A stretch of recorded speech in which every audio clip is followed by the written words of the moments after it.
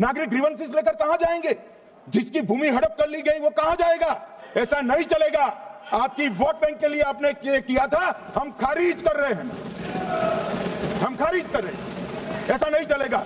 अदालत में जाइए, जिसको ग्रीवेंसेस है आइदर और साइड से, और अदालत न्याय करेगी। न्याय के लिए तो अदालतें बनी हैं। और मान्यवर, यहां एक सदस्य ने तो कह दिया, एक सदस्य ने कह दिया माइनॉरिटी इस कानून को स्वीकार नहीं करेगी। क्या धमकाना चाहते हो भाई?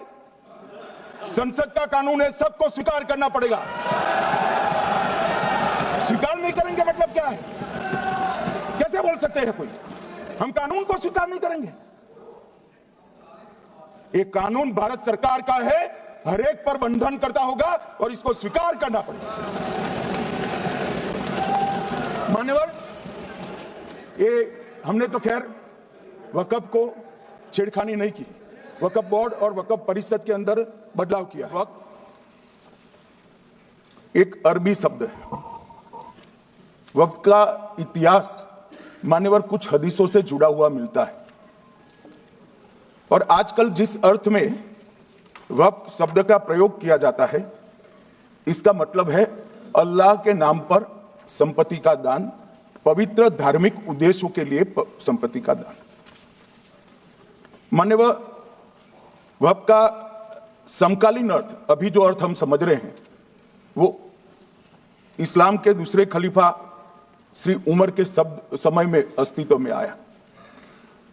एक प्रकार से इसकी आज की भाषा में व्याख्या करें तो वक्फ एक प्रकार का चैरिटेबल एंडोनमेंट है, और जहां एक व्यक्ति संपत्ति, भूमि या मूल्यवान संपत्ति धार्मिक या सामाजिक भलाई के लिए दान करता है बिना उसको वापस लेने के उद्देश्य से, वहां वक्फ की रचना कर। इसमें दान देता है, वो शब्द का बड़ा महत्व है।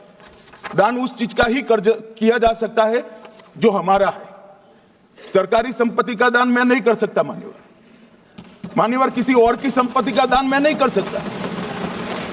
दान उसी चीज का किया जाता है जो हमारा है मान्यवर। इसी विषय पर ये सारा जो बहस चल रहा है। भारत का जहां तक सवाल है, दिल्ली में सल्तनत काल के प्रारंभ में मुइज़्ज़ुद्दीन घोरी के समय पर पहली बार वक्फ अस्तित्व में आया। अंग्रेजों के जमाने में 1863 के धार्मिक दान अधिनियम से चलता था। बाद में चैरिटेबल प्रॉपर्टीज एक्ट 1890 से चला। गैर इस्लामिक होगा ना वाकिफ गैर इस्लामिक होगा मान्यवर, वहां कोई प्रोविजन नहीं है। जो धार्मिक संस्थाओं का संचालन करते हैं उसमें कोई गैर मुस्लिम व्यक्ति रखने का प्रावधान किया भी नहीं है, हम करना भी नहीं चाहते हैं मान्यवर। इसलिए जो बड़े बड़े भाषण करते हैं कि समानता का अधिकार चला गया, दो धर्मों के बीच में समानता नहीं रही, मुसलमानों के धार्मिक अधिकारों के बीच में दखल खड़ी हो जाएगी, कुछ नहीं होने वाला मान्यवर। इस दृष्टि से देखें तो 1995 तक वक्फ की काउंसिल और वक्फ बोर्ड था ही नहीं, वो तो 95 से आया।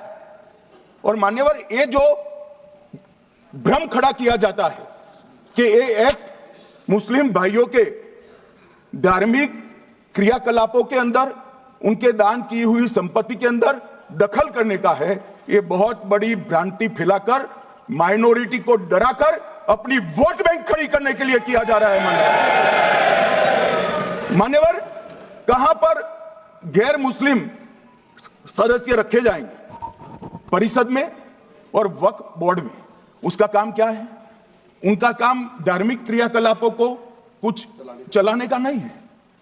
वो शुद्ध रूप से वक्फ का जो कानून, दान के लिए किसी ने दी हुई संपत्ति, उसका एडमिनिस्ट्रेशन अच्छे से चल रहा है नहीं चल रहा है, कानून के हिसाब से चल रहा है नहीं चल रहा है, या तो दान जिस चीज के लिए दिया गया, इस्लाम धर्म के लिए दिया गया, गरीबों के भोजन के लिए दिया गया, गरीबों के उद्धार के लिए, वो उद्देश्य के लिए इसका उपयोग हो रहा है नहीं हो रहा है, इसका नियमन करने का काम है।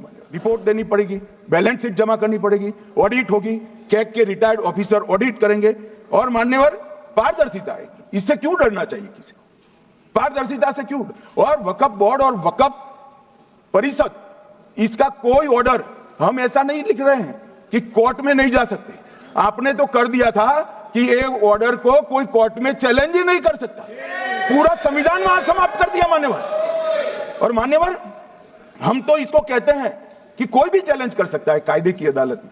इस देश में संविधान का राज है, ग्रीवेंसेस जिसका भी हो कोर्ट में जा सकता है।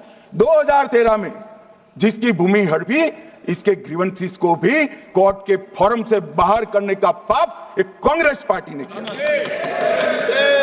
मान्यवर, एक अफवाह और फैला रहे, प्रोस्पेक्टिव इफेक्ट से आ रहा है। मैं स्पष्ट कर देना चाहता हूं, इस सदन में बोलने के वक्त जिम्मेदारी के साथ बोलना चाहिए। अगर ये कानून का पहला पेज और तीसरी तक धाराएं भी पड़ी होती तो इसमें स्पष्ट लिखा है ये कानून का अमल जिस दिन पारित होने के बाद भारत सरकार नोटिफिकेशन बाहर निकालेगी उस दिन के बाद होगा। मतलब रिट्रोस्पेक्टिव इफेक्ट नहीं है, मगर मुस्लिम भाइयों को डराया जा रहा है कि रिट्रोस्पेक्टिव इफेक्ट से आएगा। मान्यवर, ये कह रहे कलेक्टर क्यों रखा है? मुझे एक बात बताओ भाई, जो बता सकते हैं। अगर किसी मंदिर के लिए जमीन खरीदनी है तो जमीन की मालिकी किसकी है वो हमारे देश में कौन तय करता है?